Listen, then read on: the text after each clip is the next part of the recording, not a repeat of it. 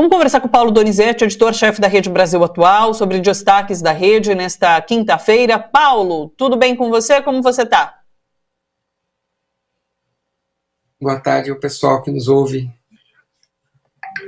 Só para a gente conversar rapidamente sobre essa questão do armamento, Paulo, há algo de muito importante, né, quando se fala em armamento, que é essa rejeição do eleitorado feminino e evangélico e mais pobre em relação a essas questões, né, que de fato é algo caro para o bolsonarismo, mas com a defesa dessa pauta, ele tem muita dificuldade em atingir esse público que ele precisa de alguma forma conquistar.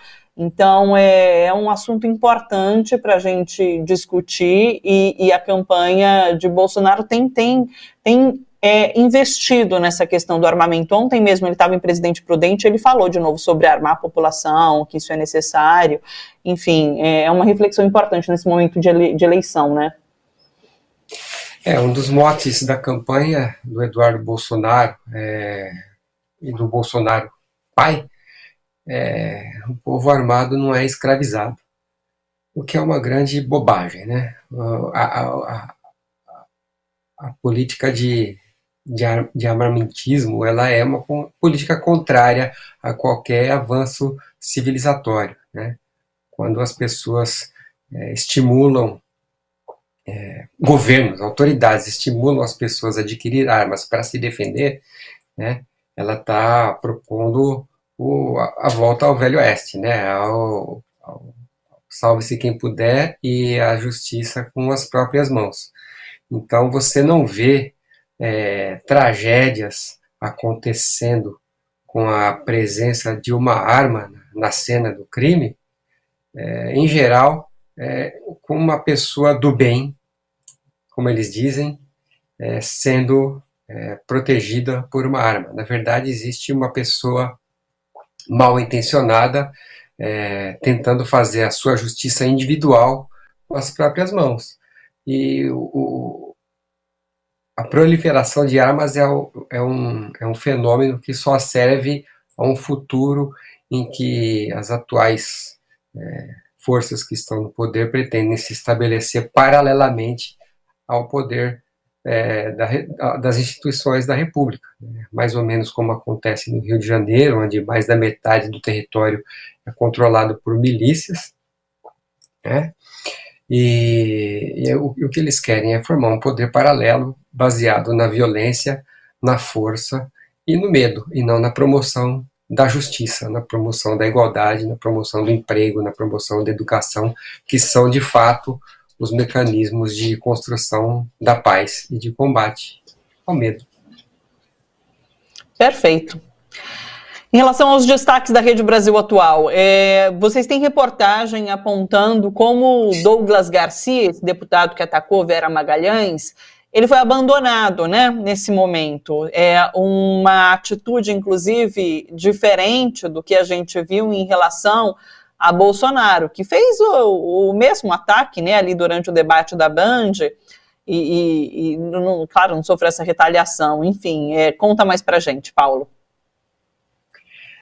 O Douglas Garcia, ele é fruto dessa onda de antipolítica, né, de processo de retrocesso civilizatório que aconteceu nos últimos anos, né, no Brasil, e que em grande medida foi alimentado pela imprensa comercial, por setores do judiciário, e que deu no que deu, né?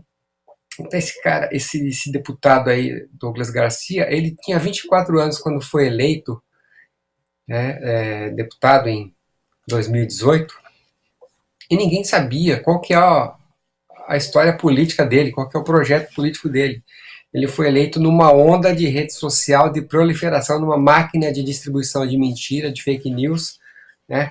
Essa máquina também elegeu muita gente que ainda está aí, né? Elegeu Mamãe Falei, Arthur Duval, caçado, elegeu o Daniel Silveira, no Rio de Janeiro, tem prisão decretada, decretada pelo Bolsonaro. Junto com o Daniel Silveira, elegeu o Wilson Witzel, lá no Rio de Janeiro também. que eles andavam juntos e pensavam do mesmo jeito. Você pode se lembrar que o governador Cassaro do Rio de Janeiro, ele foi cassado porque ele rompeu com o Bolsonaro, mas é um cara que andava de fuzil no helicóptero sobrevoando comunidades no Rio de Janeiro. Né? Joyce Hasselman, que tinha uma máquina de difusão de mentiras no Facebook, nas redes sociais, né, do trabalho. Já teve origem na revista Veja, né? A fama dela vem da revista Veja. Gabriel Monteiro, vereador cassado do Rio de Janeiro também. O mesmo perfil, o mesmo caráter, né? Essas pessoas, né? Pessoas que se abasteceram da antipolítica para chegar ao poder, ao Congresso, ao poder legislativo e não propor nada. Simplesmente ocupar para que outras pessoas melhores não ocupem. Esse é o problema. Então, Douglas Garcia hoje está sendo colocado numa posição de escanteio em São Paulo, porque ele corre sério risco de comprometer o desempenho do Tarcísio de Freitas na eleição. Né? O Tarcísio de Freitas ele teve um desempenho razoável no debate que foi exibido na terça-feira. Né? Ele teve o debate que participaram o Rodrigo Garcia, o Haddad e ele teve um desempenho razoável, falando como gestor, falando como técnico, como engenheiro, mas ao mesmo tempo defendendo o governo Bolsonaro. Né? Então, como pode ele defender o governo Bolsonaro, sabendo que o Bolsonaro é o que ele é, e ao mesmo tempo dizer que não sabe quem é esse cara, que ele condenar a atitude. O Douglas Garcia não fez nada que o Bolsonaro não tivesse feito, não tivesse estimulado. Então ele ficou com a campanha bastante ameaçada, por isso deram um jeito de sumir com o nome dessa pessoa da campanha deles. Mas são pessoas assim, né? São pessoas que têm medo de falar, olha, esse Bolsonaro não serve para ser político num país como o Brasil.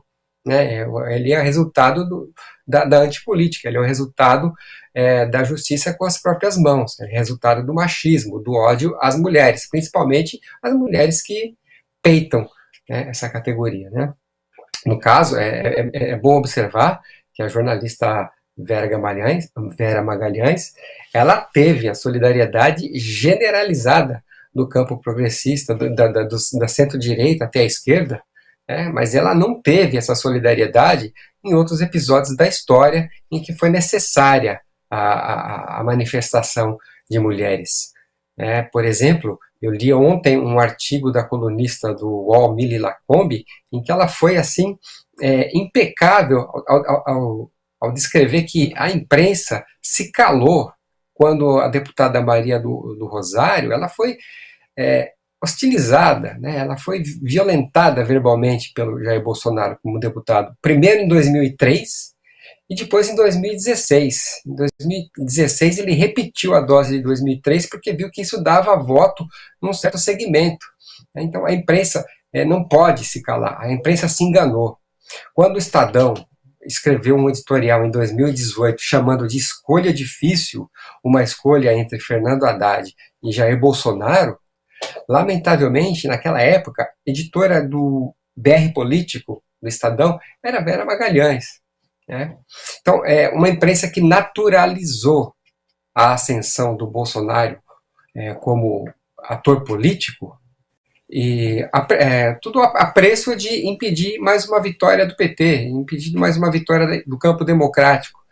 Então, são coisas que deveriam servir, né, de lição, de aprendizado para a imprensa comercial, se é que ela quer realmente ajudar a restabelecer, né, a democracia no país. Né? Para você ter uma ideia, agora em julho, vamos fazer lembrar um episódio da história. Agora em julho fez 60 anos que foi instituído o 13º salário. Né? O 13º salário, desde 1962, ele faz dos meses de setembro, outubro e novembro os meses de maior criação de emprego formal no país, por conta, né, das compras de final de ano, por conta das despesas extras que as pessoas conseguem né, do dinheiro extra que as pessoas injetam na economia.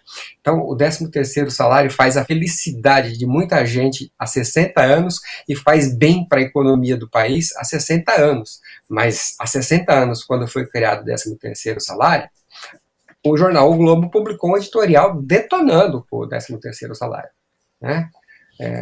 Condenando o benefício. Sim. A Fiesp publicou anúncio no jornal criticando.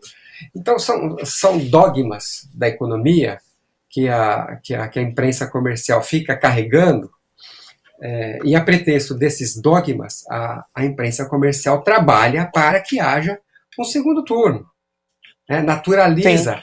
os atos do Bolsonaro, minimiza as agressões, minimiza a hostilidade, para que haja um segundo turno, mesmo dando como certa a vitória do ex-presidente Lula. Os jornais querem que haja segundo turno para poder negociar, para poder fazer com que o Lula caia mais para o centro, amplie o seu leque de alianças políticas, né? Então, é imprescindível que a imprensa preste atenção no que está acontecendo, porque a realização do segundo turno pode tornar o ambiente político brasileiro ainda mais violento, a baixaria ainda mais generalizada. Importante essa observação que você faz sobre a questão da imprensa. Eu preciso encerrar, Paulo. Um beijo grande para você. Muito obrigada pela participação.